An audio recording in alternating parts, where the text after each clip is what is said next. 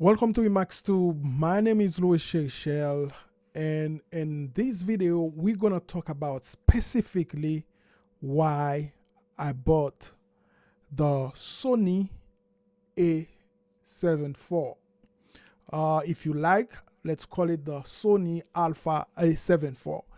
Before we go any further, I'd like to say Happy New Year to anybody that is watching this video. And if you're clicking on this video, I am sure that you either have your Sony Alpha A7IV or you're thinking of buying one. I've been a Panasonic shooter for the longest. I shot with the GH4. I'm shooting this video right now with the GH5. So I know exactly what I was waiting before I buy any camera that Sony made. Sony has, the first problem they have is because they never have this. We all know how people like when you can see yourself, you can frame your shot without thinking, am I right on the frame or not? So Sony never have that. And we all know the Panasonic GH5 also have the a screen where you can turn it around, fully articulated, where you can see yourself when you frame your video. The A7III came out around the same time. Give me a minute because I can hear myself on this headset right here. Let me put it down.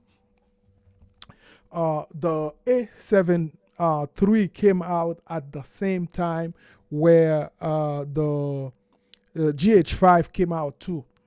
And I made a video where I said, I think I gave 5 reasons why the GH5 was a better camera than the A7III.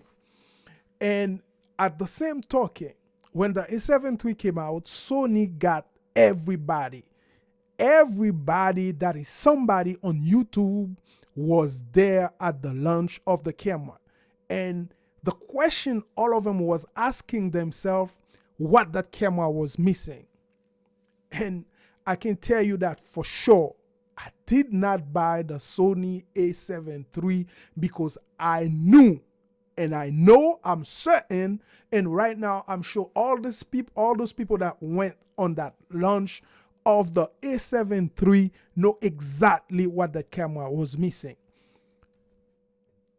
422 10-bit, that is one. A fully articulated screen, that is 2. Also, we didn't have any 4K 60p on that camera. For everybody that went on that launch, I don't care who they were, are they bigger YouTuber than me? Am I never gonna reach that point?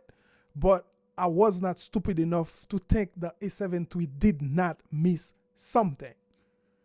And I made my decision that I gotta go with the Panasonic GH5 instead, because I believe at that time, even the sensor is smaller, that camera was the best camera for me for what I do.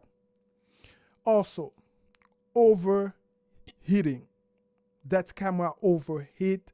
The Sony A7III overheat. That is one of the main problems that I have with this camera. With a time limit of 30 minutes to shoot video, I cannot deal with this. I want to be able, if I'm shooting long, I gotta keep my shot running. I don't have to keep, turn it off. At that 30 minutes, gonna make me miss some shot at one point or another. I'm not gonna say this is gonna happen all the time, but I knew I was gonna miss a shot. And honestly, I wish that Sony did the same launch for this camera, because this time, even though I know a lot of people gonna complain about the 4K 60 that is cropped to an APS-C size sensor, I know a lot of you are complaining about it. For me, it's not an issue, since I told you the GH5 was my main horse.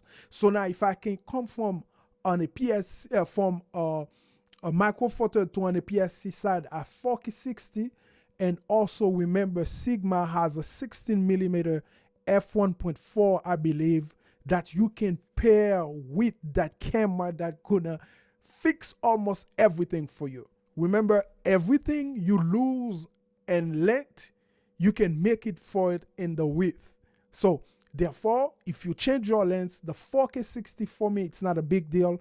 And honestly, if you think the 4K 60 cropping to an APS-C size is a problem for you, all right, there's the A7S3. You can always go ahead and buy that camera. It will fit you well. But to me, Sony get this camera right. And this is exactly why I buy this camera. I know right now it's time for me to move to a full frame size sensor. And I feel this camera is a GH5 with a bigger sensor, better autofocus, that give me a wider field of view to shoot, because this camera do everything that GH5 can do. 210 beat, 4K 60, even if it's crop. Also, I test this camera myself. For those that think this camera overheat, I tested at 4K 24. It shot all along until my card is gone. I tried again at 1080p, 180 frames per second. The same thing happened until my card, a 64 gig card, is filled up. I tried again at 4K 60. The camera does not overheat at all for me. I gotta say, while I was shooting, I moved the screen away from the body. Also, I have to turn the temp to high on the menu setting for it to recognize that, okay, this camera, it's okay if it's feel a little bit warmer, but it will keep going. Honestly, the A7 III, the A7 III wasn't the camera at the time they released it. This camera, Sony get everything right on it. And I can tell you, you can customize this camera to shoot without never ever thinking of going to the menu. There is so many custom buttons on this camera, just like the GH5. You cannot go wrong. And I really hope, I'm gonna say it again, that Sony did the same launch they did for the A7 III, because this time on the A7 IV, that is the camera of the year. For the price, again, $2,500. So you cannot miss. I think it was fair. A few other people think it should be a little bit lower, but remember, this camera is the same body with the A7S III. Basically, it's everything is almost the same. And to put the cherry on top, they add that little button right here that can help you. Let me see if I can show you. They put that little button right here that can help you differentiate when you either on photo mode or when you're in video mode, or S and Q to shoot your slow motion. This camera, I can tell you, it's great. No overheating so far for me. I test 4K 60. I test 1080p, 120 frames per second. I test 4K 24p. So I'm sure I didn't do the 30p, but if it did not overheat on the 24, I'm sure it will not overheat on the 4K 30p. So this is exactly what I have to do. I'm gonna have a bunch of other tests coming. I run to a few problems with my Tamron lens. I got a Tamron. I have a Tamron 35mm f2.8 that was giving me some error for the autofocus, but when I touch it the right way, I think the connection probably wasn't right in there. The camera worked fine with it, and there's a lot of budget lens out there. If you're not somebody that can afford those big expensive lens for the Sony, those G Master, there's Sigma lens, there's those Tamron lens, a lot of option out there for the Sony A7 IV, which I believe is the camera of the year, especially for those that shooting pictures. 33 megapixel. This is the best camera you can buy for your bang. Rest assured that there is no perfect camera, but this one is as close as it can be. Sometimes I feel like it is the GH5, and this is exactly when I use my custom button. I try to use to set it the same way that I set my GH5 when running and gunning, so I don't have any problem. So I don't have any trouble at all with it. Like I can tell you, we got 1, 2, 3 on top here.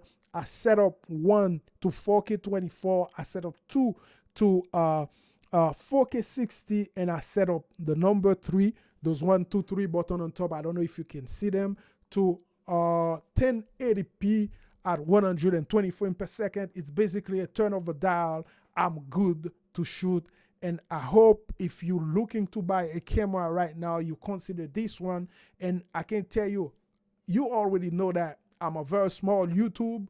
I have a very small YouTube channel. Sony will not pay me to say anything. I pay this camera with my own money. I'm just saying that because for the few days that I have this camera, I fall in love with it, the things that it can do. And we're going to put a few simple shots that we done with that camera so you can see for yourself.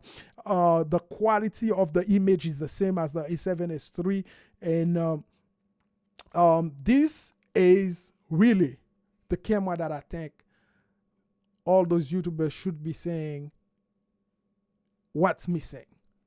I know for a lot of you, 4K 60 crop is missing for you, but go get yourself on the 7S3. So if you want to get the 4K with a full sensor, the A7S3 can do it for you. I would like to thank you for watching. And if you want to buy one of this camera or you own one of it, I have a lot of other video coming. I would like for you to go ahead, subscribe to this channel, because we got a lot of other video coming. And specifically, like I told you, we're gonna put video up. If you have one, go ahead. We're gonna compare this camera with the GH5.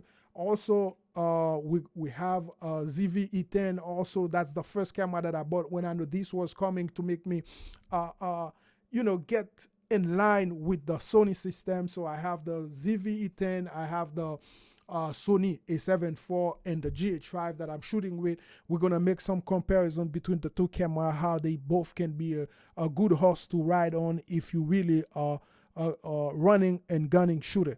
Thank you for watching, and if you haven't subscribed, please do so. We would like to have your support as a subscriber. And as always,